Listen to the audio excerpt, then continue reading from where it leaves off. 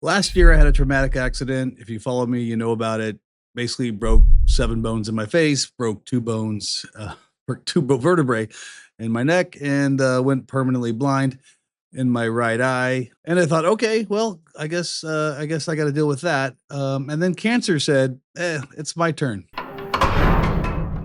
And this is not a video asking you to feel sorry for me. This is basically a 4-minute public service announcement. So if you don't want a skin cancer lecture, you can go ahead and skip to the next video. If you do, stay with me. I grew up in the 70s and 80s outside all day long. I grew up on a farm in southeastern Colorado. So the altitude is around 5,500 feet. And I rarely ever wore a hat. And I had no idea what sunscreen was when I was 12 years old. So basically, I got burned all the time. And it was no big deal. I was a kid, I was a teenager. I could care less. But now I'm 55 and I care a lot. In my 40s, I started going to a dermatologist. I had some bumps on my head, and they basically just froze them off like every year. It was no big deal. I dealt with it. And then I started having to go to the dermatologist every 6 months because the pre-cancer spots were coming back more frequently. And again, they just kept burning them off every 6 months.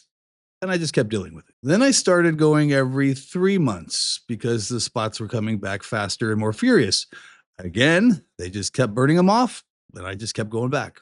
I just dealt with it. But then I started having spots that weren't healing like ever.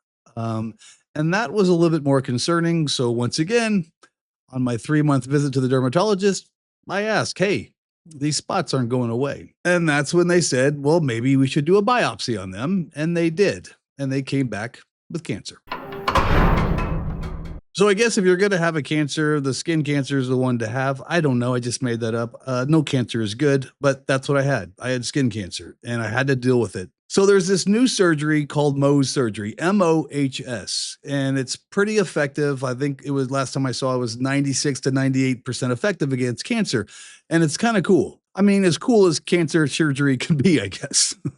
They basically shave slivers of your skin off layer after layer, and every layer they take it back to the lab and they keep checking for cancer. And basically what happens is they keep shaving the layers off until there's no cancer. Surgery over. I wouldn't say it's painless. I wouldn't say it's very fast because it's neither one of those things, but it is effective. And hopefully it's not supposed to leave many scars. I actually had it done last Wednesday, and so we're Tuesday. So it's been a week. And basically what they did was they shaved a reverse mohawk in my head. You can see that right here. They shaved all the hair off.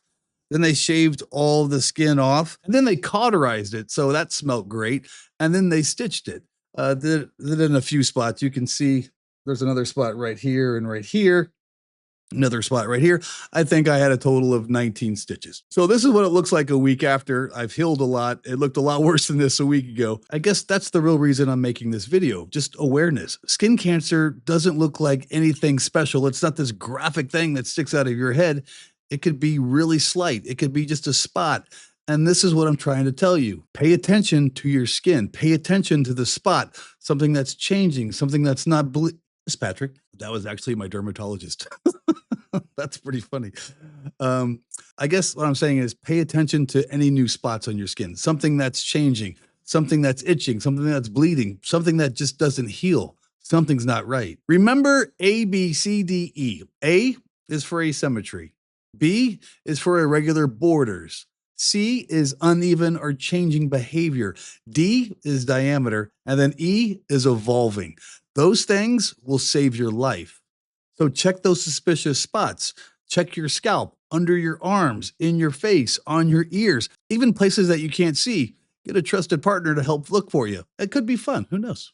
And I guess over the course of my accident last year and cancer this year, I've learned a lot about perseverance. And perseverance is not pretending bad things won't happen to you. They absolutely will. Life doesn't care how many bad things in a row it throws at you.